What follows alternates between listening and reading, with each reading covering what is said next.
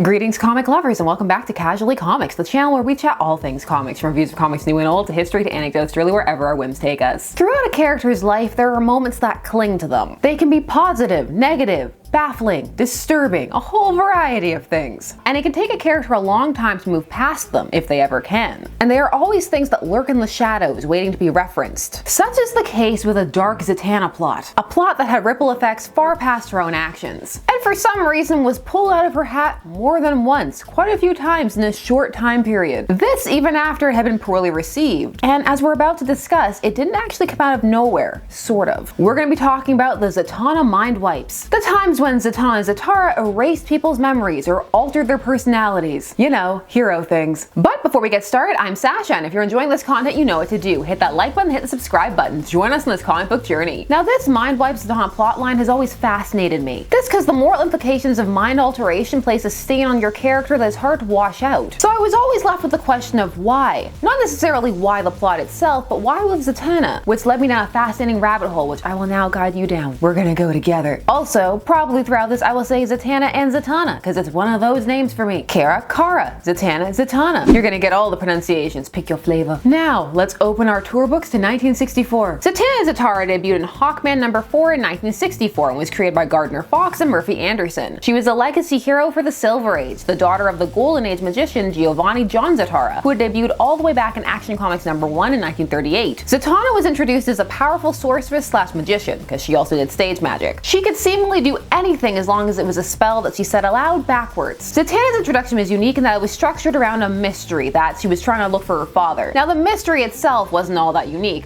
but the way it was implemented was. It took place across several titles that were ongoing at that time, with editor Julius Schwartz making sure that the continuity lined up, so you had to hop through all the books to get the full adventure. The arc would conclude in 1967 in Justice League of America 51, and my word, look at her costume. That is the iconic costume. People still go back to this one. The character would then proceed to enter the status of being around for a few years, popping up here and there, such as in backups in Adventure Comics and Supergirl. It wasn't until 1978 and Justice League issue 161 that she joined the League, in a very dramatic issue that also revealed that the League votes for members by putting pieces of paper in a bowl. Also, she gets a new costume this issue. No thank you. Can I get the top hat and fishnets back, please? Look, now she has elf booties. After some drama and promises to explain her new look next issue from the narration box, she joins the League as a staple member for a time. Which leads us to 1969 and issue 166, so very shortly into her tenure. The League faces an exciting, but seemingly at the time standard plot. The secret society of supervillains who had escaped from Earth 2 materialized on Earth 1 on the Watchtower. This after the intro, which featured the League attending the funeral of Zatanna's mother, Cindella. The wizard is able to get an artifact which augments his powers and allows him to switch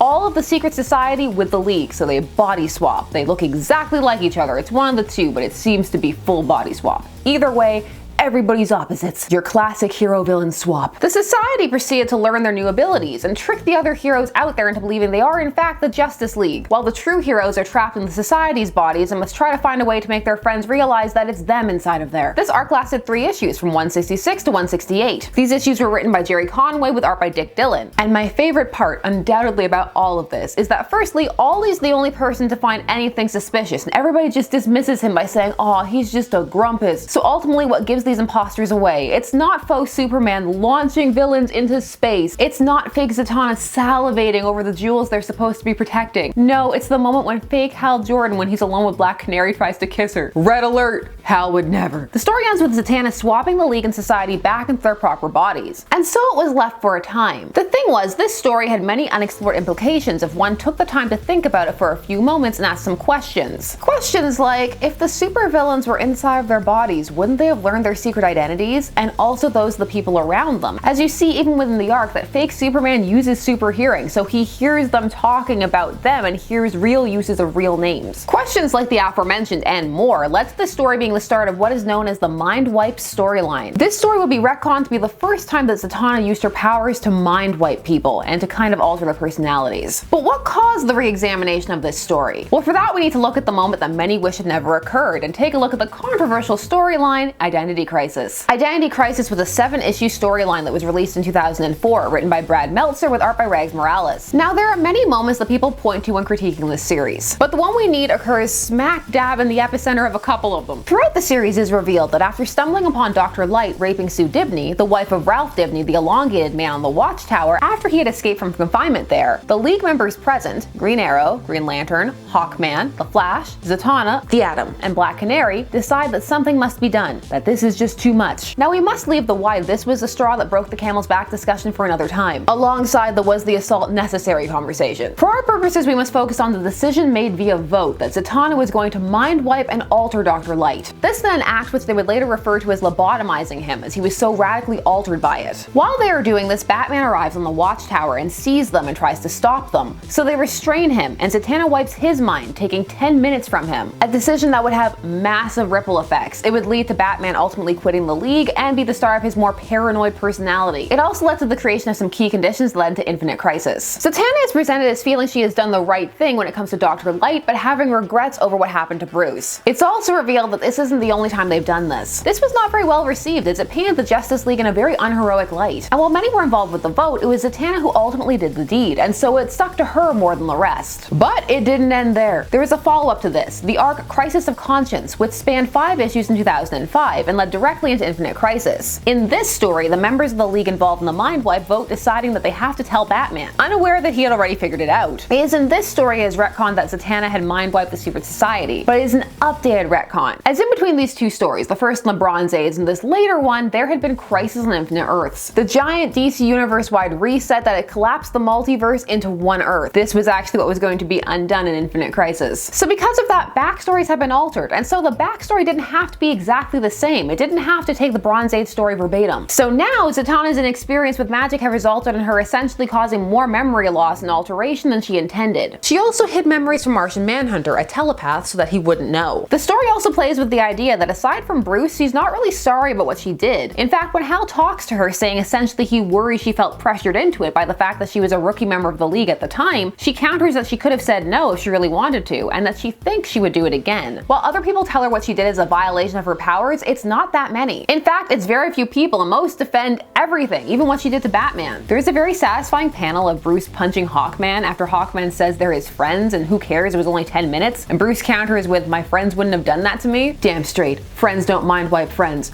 or stand by while they're being mind wiped, or vote for them to be mind wiped.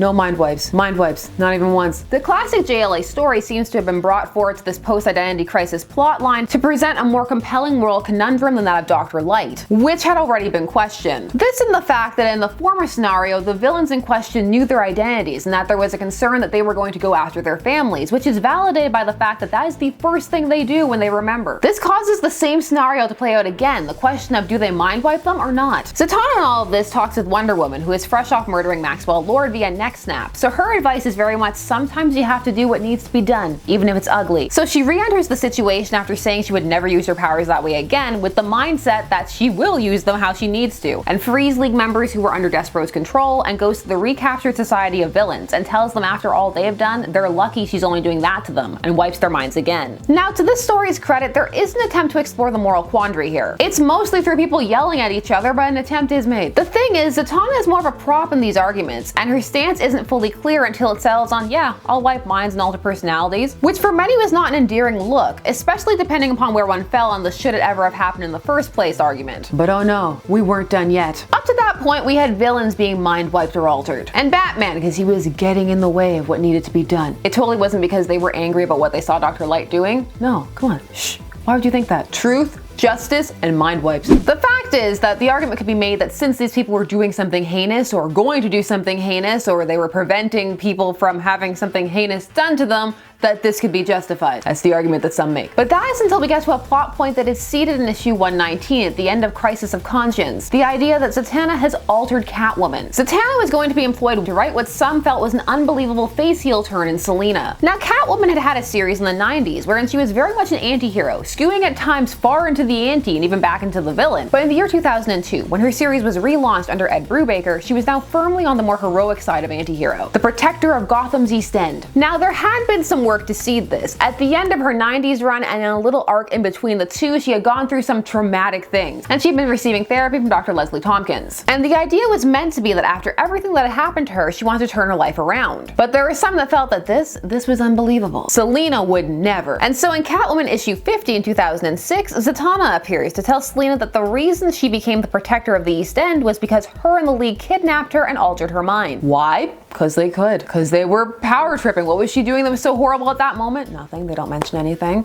Why her and not villains like the Joker? Because no one was asking questions about the Joker and he hadn't done a face heel turn. Once more, Zatanna is used as a tool and she and the League come off atrociously. The art does not help. Zatanna looks unremorseful and even gleeful in the flashbacks where she's mind wiping her. Selena, are you alright? Oh geez, Zatanna, what do you think?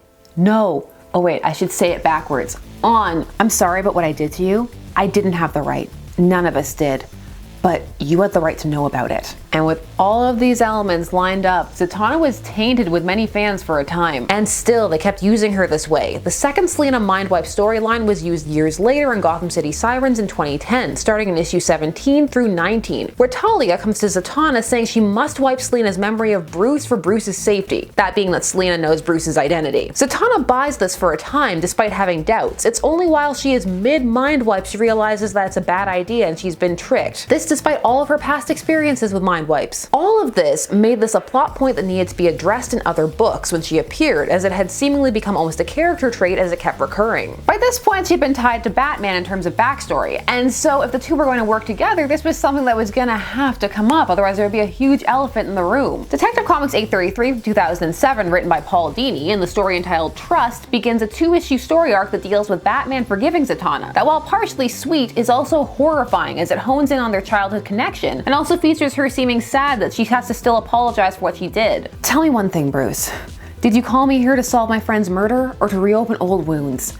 I'd really like to know before you force me to apologize again for the worst mistake of my life. Ultimately, he does forgive her, the care and fondness winning out. This thanks to her kindness to him in his youth breaking through when he sees her nearly killed at the hands of the Joker. Later on in Catwoman's comic, she does ask Zatanna to mind wipe her on purpose. This one she wants to forget her daughter Helena after giving her up for adoption. But Zatanna says no, because that would be cruel to mother and daughter. And she says that she can't make Selena a criminal again, which is also something she asked for because she was already on the path towards becoming a hero on her own. I see you, justification and retcon. I see you. I recognize all attempts to save face. Also, mind wiping your friend by vote as they stand there struggling and asking you not to? Yes.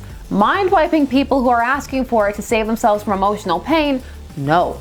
Got it. Just, gotta make sure I understand the rules. Above all of this, the question loomed as to why. The obvious answer was because, well, Zatanna had the power to do that. Her power set wasn't clearly defined, and if you looked at that old story in a certain light and asked questions, well, it would make sense that that would have been something she had to do. But why was Zatanna so okay with this outside of the plot needing her to be? Answers varied from book to book, as Zatanna wasn't really a character who pulled focus on her own, or one with a long-running solo series. Grant Morrison's Seven Soldiers from 2005 put forth the idea that she was a spellaholic and attached the mind wipes to that, but potential root cause wouldn't be established until years later. That until 2010, and even that wasn't long, only 16 issues, before it was erased in the wave of the New 52, but who knows how long it would have lasted if that hadn't happened. That series was all over the place. The mind wipe appears in her solo series first in issue 2 as part of her nightmares, a fear of her betraying the trust of others, but it's a small part, awesome variant cover aside. And she is also very liberal with being amoral with magic in this series. She turns a group of girls into birds because they annoy her. She also forces villains to speak against their will and the like to condemn themselves. She also has people dressed as Dr. Light and the Joker as part of her stage show. So yeah. The closest one gets to a potential explanation is issue 8, also written by Dini, which is the start of an arc where Zatanna learns the dark origin of her fear of puppets. As she learns that as a child, a crazed puppeteer tried to kill her. Her father showed up just as this man was about to stab her, and in a fit of rage condemned the man to be trapped inside the body of one of his own puppets. And after this, turned and wiped Zatanna's mind to keep the trauma from her. But this manifested itself as an irrational fear of all puppets in Zatanna, which by the end of that arc would prove to be a very rational fear indeed. There is a kernel here, the idea that she had on some level remembered this, and that coupled with the admiration and positive relationship she had with her father led her to feel mind wipes were not only okay, but could be necessary or noble. But all of that is projection on my part. The series never goes there. The end of this series would see the birth of the New 52, or rather the birth of the New 52 would coincide with the end of this, because this series just ends. This would come with a brand new look, new backstory, and new costume for Zatanna. But for some, the knowledge loomed, and with that the fact that this could happen again. This was a plot. Somebody at some point could unearth it and bring it up. The mind wipe storylines happen around Zatanna, so even when it worked through the moral quandary, she felt like an afterthought, or like she was stuck in some kind of loop, and it left her damaged for a time. Even if stories dealt with it, it was always there and had been added to so much that any initial justification often soured in the wake of newer instances that just kept coming. Well, at the time of this recording, some may never even have heard of this plotline, Time Zero and all that. With the Omniverse in play at the time of this recording, all canons are valid, which means what was once a bygone plotline is now ripe for the picking. And while there is plenty of pre-New 52 canon that many are happy to see again, this is something that most would be happy to forget about it. Let it fall on the back burner. There was an interesting story here, but it falls down on the fact that people didn't seem sure how to execute the fallout, especially when it came to her character. So she comes across many ways across many books. Terrifyingly villainous, contrite, aloof, misled, naive, operating on a different moral plane. And instead of feeling nuanced or complex, as emotions tend to be, it came off as confused and as something you didn't want to revisit, but felt like you had to, since it was ultimately arguably the most significant thing she ever did as a character in terms of the effect it had on other characters in the universe as a whole up to that point. It's a steep hill to force upon any character, especially one with at that point a purely heroic backstory. It's a very morally ambiguous action. It could have worked in my opinion, but as mentioned, since she wasn't at the center of it, why she did what she did was less important for many people, both creator and reader, than what she did. And it's the kind of thing that, if in play, will most likely come up at some point. She is one of the characters you could make the argument was helped by the New 52, as the morality surrounding her powers and her feelings about them were more fleshed out. By placing her on Justice League Dark and starting her off with a more morally ambiguous group of heroes, it helped to ground her and the dark spaces she had to walk in and the choices she had to make. Yes, blasphemy, I know, saying something nice about the New 52, but it wasn't all bad. It's a complicated topic, so you know that I want to hear your thoughts. Did this ruin Zatanna's character for a time? What did you think of the initial mind wipe arc? Were you with Zatanna or against her? Somewhere in the middle. Is it a plot you would like to see revisited? Do you feel like the New 52 is an improvement? Tell me all your thoughts down below, and while you're down there, please do all the YouTube things. Like, share, comment, subscribe, and hit the bell notification so that you never miss a vid. Thanks so much for taking some time of your day to spend it discussing comics with me. I always appreciate it, and I will see you again soon. Bye-bye.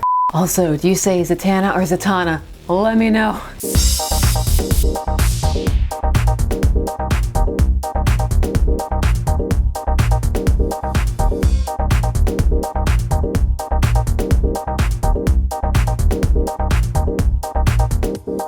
You